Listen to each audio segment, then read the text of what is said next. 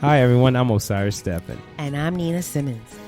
And we're the hosts of the Love and Cannabis Podcast. We started our podcast over a year ago to share our story of how we are helping our son manage the severe epilepsy with CBD oil. Aiden was diagnosed with epilepsy when he was just 2 years old. And each week we talk with medical professionals, parents, business owners, and other cannabis advocates. All of our guests are so inspiring, but this coming week, on Friday, we have a very unique guest. That's right, Nina. On Friday, October 23rd, we sit down with Bruce Linton, the former CEO of Canopy Growth Corporation and one of the true cannabis titans.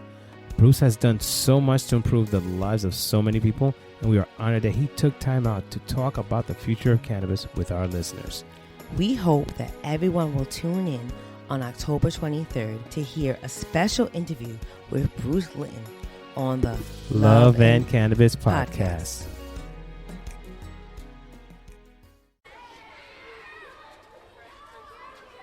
For too many years, families of children with devastating illnesses have felt helpless as they watch their child suffer. Today, they're taking matters into their own hands and finally finding relief treating their child with cannabis. These are their stories.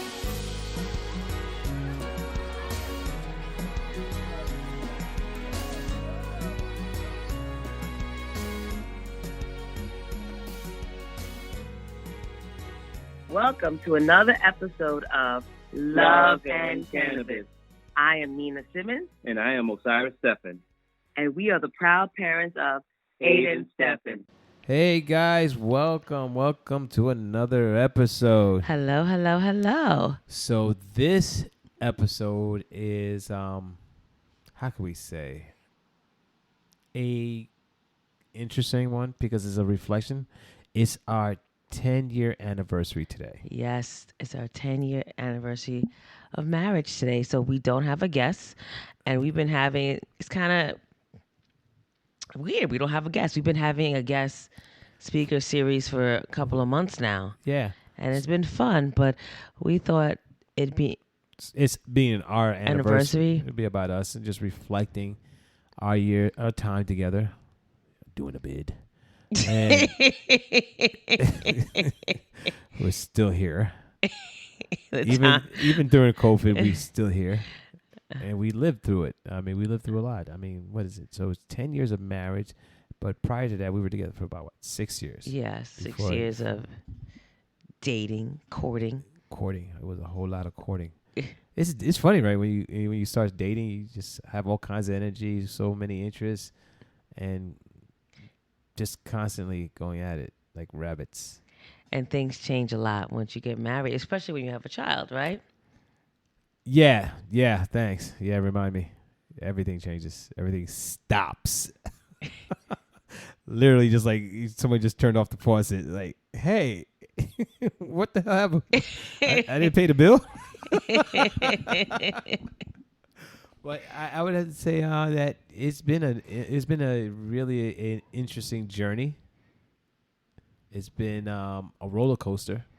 Yeah, for sure. Yeah, a roller coaster on all levels. I mean, emotional, mental, physical, financial. I mean, I think we've seen it and been through it all. Yeah. So, in prepping for this podcast, and I took a walk and I just tried to reflect on the 10 years of marriage, and as the same thing I thought, it's been a roller coaster. I mean, when you do your vows, you say what for sickness and in health, and and death too, right? Or is that death do us part? Yeah, that means it's forever. So we. You don't sound too excited when you got to that forever part. Oh yeah, that's that forever thing. Read the fine print. Take it one day at a time. Oh my God. So we've been through everything. We've been through not even so much. We're not talking about Aiden, but our individual different sicknesses. We've been through that. Of course, job loss, having to rebuild ourselves financially, Yeah. which yeah. is kudos to us. We both had to come together as a team to build ourselves, or rebuild our credit. We build our, we had to learn certain things, and we did that in terms of finances. But that was with everything. I mean, finances is very important. I mean, I think a lot of couples go through that, where now it's like, before now, they start dating. Like, let me check your credit score. Mm. Because you don't want to get into a situation where you get with somebody and they have a ball and chain of debt behind them. I don't think couples do that. You'll be surprised. Check credit scores before you get married. Some people do. I mean, some people do, but I don't know. I don't know if everyone does that. It's a different time. It's Yeah. a different time. We are in a different time because, again, when you take that last name of that person, you take everything that comes with it too. And that was one of the things that we did, because I know my credit score wasn't up to par, and that's why I was like, you know what, let me clean that up. And when we got married, I was like, you know what, I'm not gonna allow her to have my last name, because then, what goes with came with me, it will go on to her. So let me handle that. Let me clean that up, and which I'm very happy I've taken care of that. But that took some discipline, like everything else. Because there was times where I just wanted to ignore it, thinking it was going to go away, and it doesn't. It doesn't go away. You got to look at it, face it, and just figure out a game plan. And I think that's what helped our relationship in a sense too, as well, because we had to trust each other that we were doing what's right for the both of us, because we're a collective. Because there's sometimes we get in our moments where we just want to do our own thing, but you realize at the end of the day, it's a us thing. It is. No And matter I what you think try to do. no matter what you try to do, there's so many couples that say it's like, that's his money, or but when it comes down to it, it's a us thing. Everything is a us thing.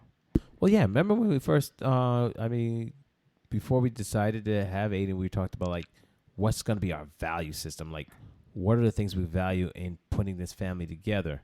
What are the things that we will and will not do? And I think one of the examples was that we stated to each other, it's like, if we ever get in a debate over something, or an argument over something, that we would not do it in front of Aiden. Mm-hmm. We would not get into a fight. We would not escalate our voices in any way that would trigger or let him see it happen. That was one of our sound agreements. And the other agreements that we've had was, if we both don't agree on something where it's like at a stalemate, we don't make a move. Yes, that's true. And I appreciated that, because that helped, because it allowed us to evaluate each other's, views, points of view of what what we were trying to deal with. So, that gave us time to talk about it. Especially we didn't make it into a pressing issue, because it would have been just almost like a power trip. Who's gonna be right? Who's gonna get their way? Mm-hmm. That doesn't help in a relationship. I think, just ask you a question. What have you, in the 10 years, yes, what have you learned about yourself? So whatever I say can and will be used against me? I mean, yeah, it's a podcast, so. Alrighty then. What have I learned about myself? I think one of the things that I've learned, that I am more patient than I thought I was. I'm still working on it. It's a work in progress, but I am more patient. Before I was impatient. So you've gotten more patient over the years? Yes. Okay. Yes. I was totally impatient. I mean, even having conversations with people, and if I know what they're saying, I'm ready to fill in their blanks. That time, like, as you're talking to them, they're like, before they can get the word out, I already said it. I've stated it. I've learned to stop doing that. I've learned to listen more. Gotten some more compassion, really. I've been very more compassionate. What are the other things? Be a bit more trusting in letting things go. Don't have to hold on to a lot of things, because that tended, drain me at times. It really did. It wore on me. I was like, dude, let the shit go. So what? She keeps the toilet seat down. It's all right.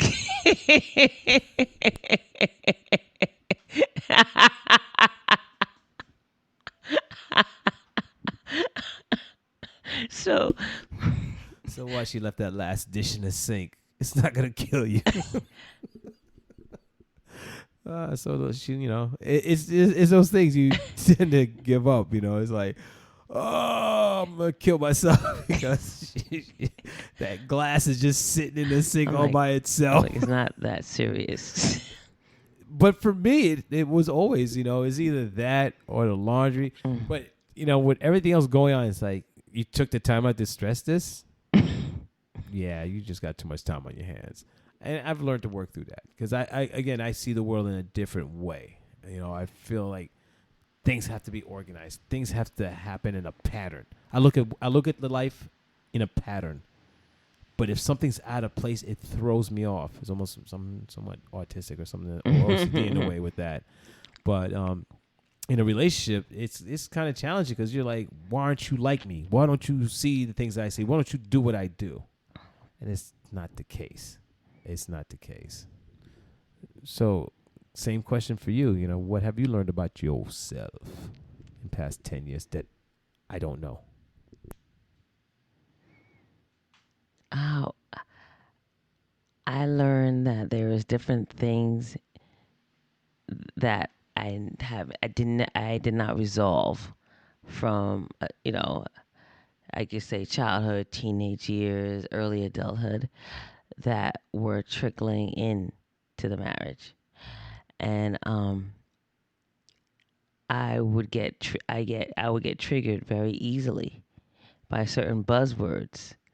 And I had to take a step back. And first I was blaming you.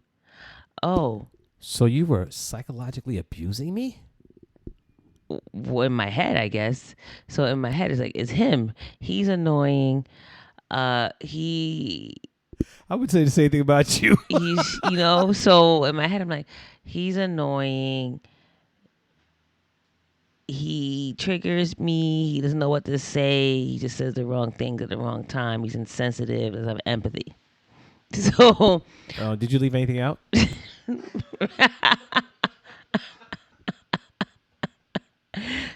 But a lot of the times I was really getting upset for really nothing that really had to do with you. So I had to take a step back and kind of analyze why. I was getting mad, and I think I'm getting better at that. Yeah, only 16 years later. Hey, it's better now than later, So. Yeah, until you collect the insurance policy. Yeah, I know. Anyway, next question, since we're doing a Q&A. For you, what would you like moving forward? What would you like to see more of or less of in our marriage? Less clothes? Me either way. Less clothes. Like, take it back to when we first started dating. That would help. It help with the visual effects, those down days. But I know when you have a kid, your sweatpants and t-shirt all day long. Okay, so you like to see less clothes on me. Everybody has a wish list. But seriously, what would I like to see? This would be more on my part, I guess. More family time. I'd like to see us do more family time because I get caught up in trying to do too much of other things and not spend enough family time, despite everything that we've been through. More of, I guess, us doing, you and I doing like more business idea things. Things that I like to do. Like to see us get involved in, pushing a business idea, working together as a partnership. But I know that that's not your thing to a certain extent. Certain things you'd be willing to do if it's within your, how you could say, your scope. Bandwidth. Yeah, bandwidth. Yeah, definitely.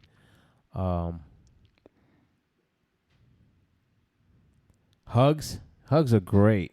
Hugs are great. Yeah, I could be I can, yes, I guess that's the one thing. I can try to be more affectionate. I am not a touchy person or, Yeah, I know. so I could try to be more affectionate. Yeah, I'm not asking for much. Just a hug. Hell, I'll take a high five. Fist pump? Fist bump. Well, there's COVID. Elbow pump? Yeah, I'll take an Whatever elbow bump. You take whatever. Yeah, right. Okay. I can work on that. Like I didn't really come from a household that, was very affectionate. So it's very awkward for me to give affection. I can understand that. I came from an affectionate home, so my mom was always the huggy kissy. Always hugging no matter what. Kissing you all the time. Touchy feely. So yeah, that's so, us starting to date, I was like, wow, she doesn't really give hugs. Not about the kissy stuff. I'm like, it's gonna be interesting. So I would have to say that for the first few years I felt like I was being deprived. I'm like, just need to make human contact. I am drowning in an empty void. Please touch me. Hold me. Oh my God. So it was some like empty moments. Even after an intimate night, you get to hug and cuddle. I think it lasted about 15 seconds. You're like, all right, get off me. Yeah, I like to sleep alone. Yeah, we're like, wait. There's times I would have like to check to see if you're on the bed. I'm like, what the hell is she? Like all this room. Yeah. I don't like to sleep in a spoon position, as people would call it. Yeah, the spooning. I was like, wow. And I actually, too, I remember one time, do you spoon? Not really. I'm like, should I leave the money on the table? What? Actually, I do accept tips.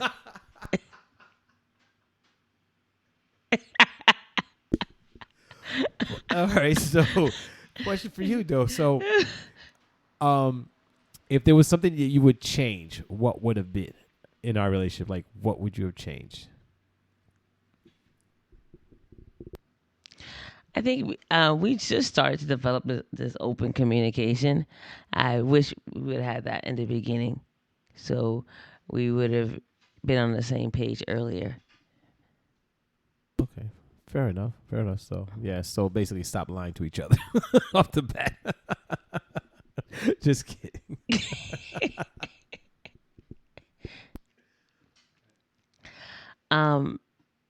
So I want to address something.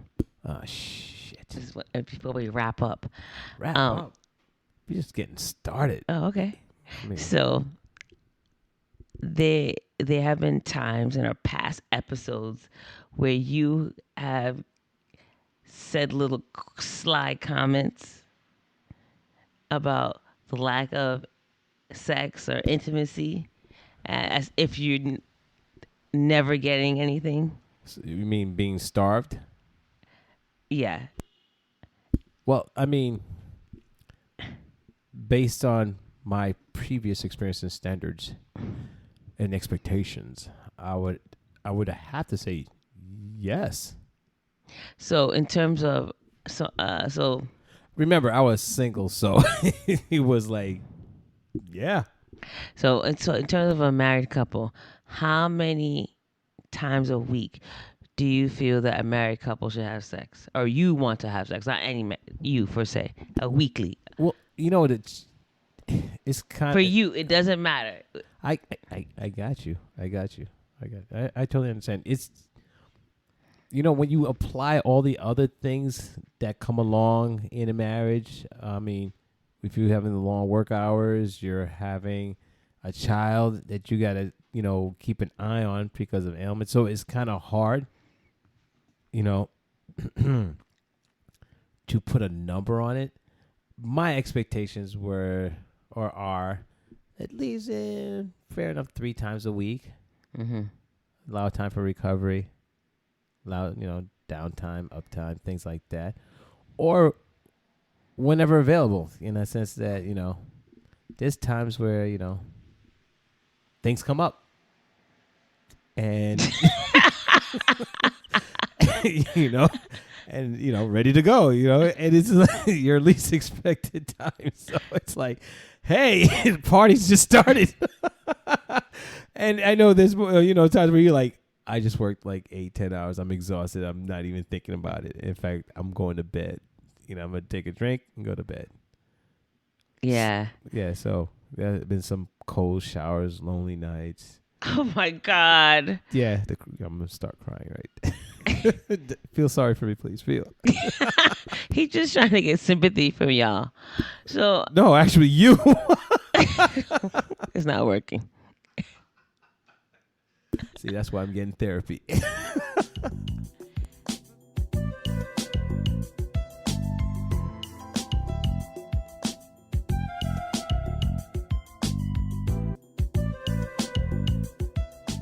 Are you looking for a career change? I'm Carson Humiston, the founder of Angst, the cannabis industry's largest hiring platform. I'm so excited because on October 21st and 22nd, we are hosting the cannabis industry's first virtual hiring event. It's 2 days of great speakers, networking, and most importantly, jobs. We have over 50 cannabis companies all across the US hiring for more than 500 positions. This is the place to go to find your next job in the cannabis industry. To sign up, visit Vanks.com. For me, it's, I guess because I can't speak for all women, but for, you know, for women and you have kids and you're working full time and you're not really sleeping well and having, you know, other things going on, it's like, that's like the last thing I'm thinking about, honestly, is having sex. Well, you know, it's interesting for a man. That's the first thing I'm thinking about. I know, and I didn't know that. So that's hard. It's like we're on a different, you know, spectrum now in that as well. So it's like, how do we make the word they say is compromise. How do we meet in the middle? And so where everybody's happy, you know? Yeah. Cause it's like, I know men, you guys think about it daily. I don't know. For me, I really never ever think about sex. So, well, we're men and Yeah. men that testosterone. So, you know, that's our fuel. That's our gas in our engine. So, vroom. But I know some women that are like that. Like you just did. Like they said they have daily or. Really? Yeah. No, some women, they have to have it. And they, especially in a marriage, they're like, oh no, like it can't go, and there's no dry spells, and you know, yeah. So I guess every woman has a different libido or sex drive. Yes. Tell me more. I'm just like living vicariously through someone else. Yeah. So I'm not sure if these women are less stressed. Like for me to really enjoy sex and to be relaxed, I have to feel good, like mentally, and, you know, be happy. And I mean, there's not gloom and doom, but for most days, that's not the case for me.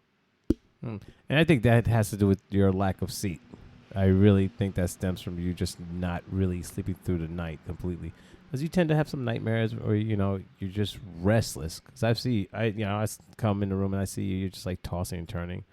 And, you know, you're not in the same position which you were started out. So I'm like, you're not really restful. So when you wake up, you're just as exhausted as when you went to bed. Mm-hmm. So you're not going to be completely there. Yeah, most of the time. Yeah, it's just like, I'm just dragging myself by. I'm 2 cups of coffee in. Yeah, exactly. You got it. I've seen that, and I've been there too. So I understand. You know, you can't perform. You can't do anything when you're exhausted, especially if you tie in work schedule. You tie in taking care of a child. You tie in also the part of just trying to take care of yourself. It can be a job, and it can be a job as well. So I understand, and I'll work with you.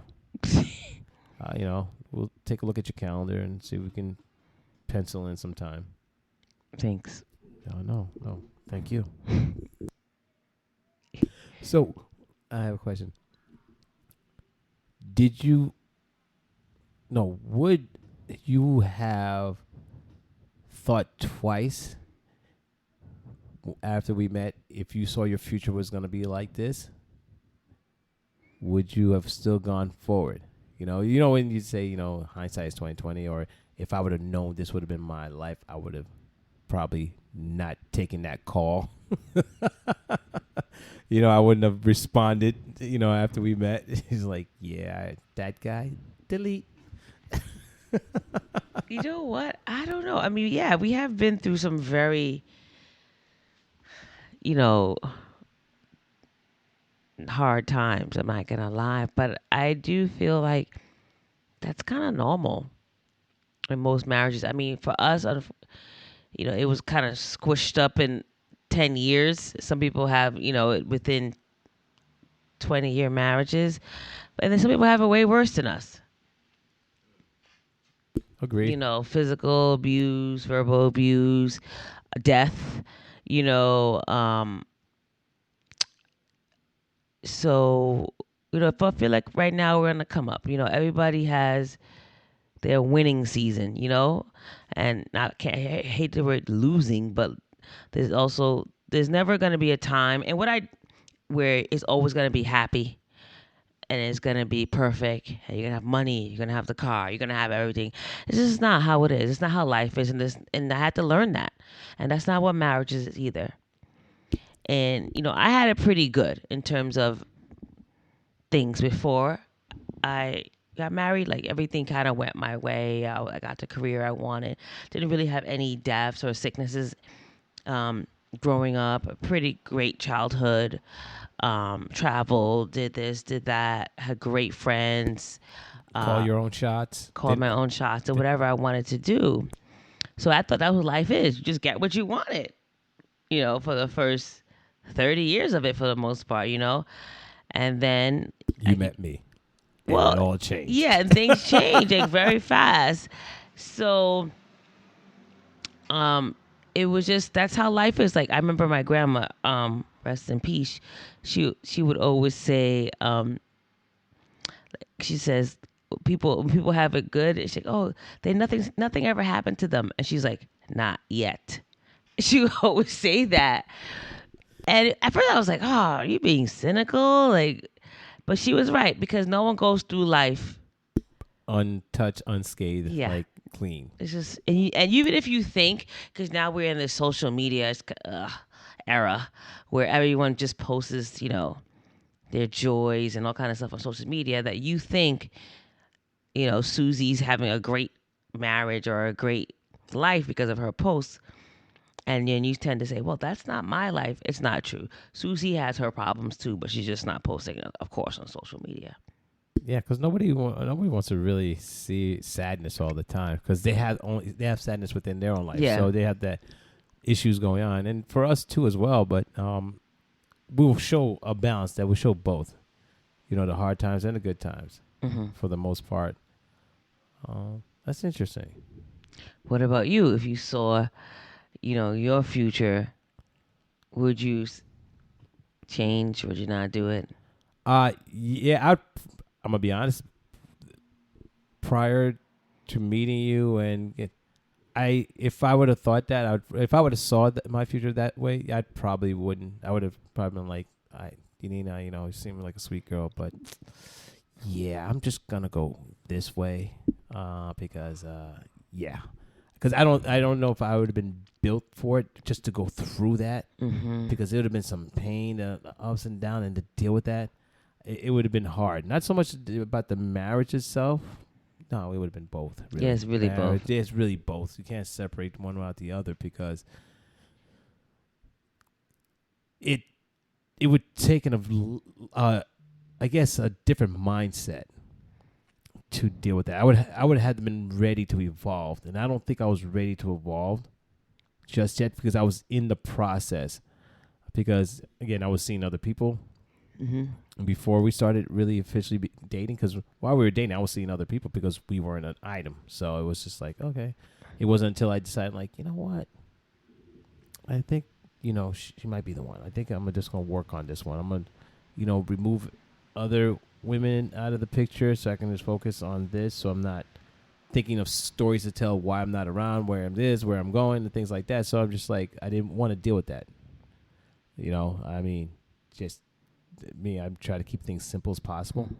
So, yeah, I think, I probably wouldn't. It's just, again, like I said, because of my mindset at that time, I don't think I would have been prepared to deal with that.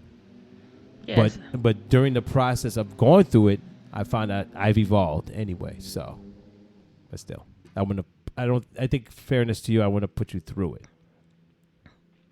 No, I get it. It's been a lot. Yes, and you haven't killed me yet. Yeah. Yet, like my grandma would say. Yet. Not yet.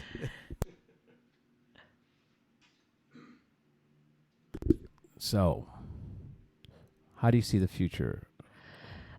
I don't know. Like, I just have to you take one day at a time. Like, you can't, I know some people say speak your resistance, and I go back and forth on this. You cannot. No one wouldn't think that we would be in this pandemic. Things are going to happen that you cannot control, and you're not in control of everything. We moving forward, I would hope, we have a winning season and get a little bit of respite, but it may not be that way. We don't know. So whatever times that we have together, I just want it to be fun and to make the best of it. Agreed. You're a road warrior. I give it to you. Because you've been there. You've challenged me more ways than one, which made me for the better. So I really appreciate that and got me stronger in a sense. So I would say, I'm looking forward to the future. I'm looking forward to things that we can do together collectively and as a family. Also take on any challenges, because I think we've been through the worst that life has to offer, especially the things we've experienced. So, yeah, buddy, it's us, right? Road dog. Like, I remember we were saying, it's like, I remember when we were in the thick of things, and we were, isolating ourselves from friends, from family, because we did have a good period when we were doing that, and we were just like, we have no one else. It's just me and you. We really don't have anyone else, and that's how we felt. So yeah, it's just you and me. Yeah, it was. And not to say that there wasn't times where we thought about walking away from each other too. So we were at that moment where it's just like, I can't do this. I cannot do this anymore. Every day I'm calling somebody and complaining. She's driving me crazy. I can't take it anymore. I just want to get out. I'm leaving tomorrow. I'm swear to God, I'm packing my bags. Come back, get some sleep. You want breakfast? I'm making some eggs. It's like every day is like, this is the day. This is the day. And that day never comes. And it's like, I'm here. But I do appreciate you, and I do appreciate a lot of things that you brought to the table in a sense of this relationship, and your personality, and the smile whenever you smile. And the fact that, you have such strong convictions when you want to do something, you're going to do it. And also the fact that you try to balance this out in ways, especially to take care of that little guy. And we get things done, It's like a partner in business. We get things done. Yeah, I appreciate you for sticking in and not leaving, because I know that wasn't easy. I appreciate you for the man that you are, and to always looking at the brighter days, even when I could be, I naturally look at the glass half empty, yes, and you look at the glass half full. So that's like a nice balance, and you teach me how to be optimistic when times I don't see it. Yeah, and you teach me how to be a realist. When shit's not gonna go your way. He's like, dude, accept it. Yeah. He's like, but I'm like, the odds are against you. So, and we did a lot of great things together already. We impacted people. We hopefully changed lives. So even if it may not be hundreds, but one or two, that's huge. Yeah. We made a difference. We were able to stand for something. That's true. We've learned to do a lot, things that I don't think either one of us would expect to be doing. And you trusted it and you went with it. You could have stopped at any time, like, no, this is not me. This is not how I was raised. I don't do this. But you was like, no. And you stood up. And, we push each other, motivate each other to do things. So I appreciate you. I love you. And looking forward to the next 10 years. Patiently. I love you too. Happy anniversary, love. Yeah, happy anniversary to you too. All right, guys. We want to say thank you for tuning in. For those who are having any anniversaries for the month of September. It's a very popular month, I know, to get married. So, yes. Happy anniversary to all our September, October weddings. Yes, congrats. Hang in there, work together, and just, keep the peace and keep the faith. Yeah, and laugh. See, I'm going to try to laugh more. I tell you jokes every day. I laugh at funny jokes. You know what? That's not even right.